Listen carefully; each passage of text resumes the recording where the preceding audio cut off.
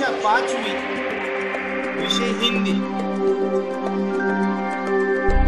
कविता प्रस्तुत कर रहे हैं बूंदे। रिम झिम गाती बूंदे, रिम झिम गाती बूंदे, धरती पर है आती बूंदे, रिम झिम गाती बूंदे। खेतों बागों मैदानों में हरियाली फैलाती बूंदे, फैलाती बूंदे। धरती से नालों नदियों में सागर में मिल जाती बूंदे, रिम झिम गाती बूंदे, धरती पर है आती बूंदे।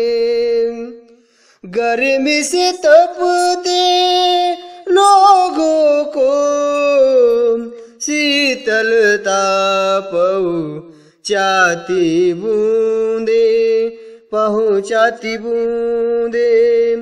मेंढक मोर पपिया कोयल सबका मन शाती बूंदे, रिम झिम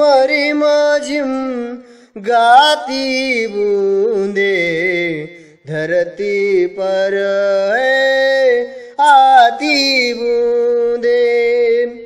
पुरवाई के रथ पर चढ़कर इटलाती मुस्काती बूंदे, मुस्काती बूंदे।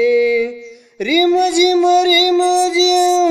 गाती बूंदे, धरती पर आती बूंदे, रिम झिम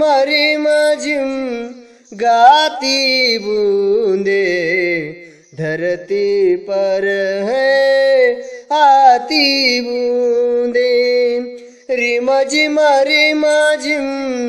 गाती बूंदे, धरती पर है आती बूंदे।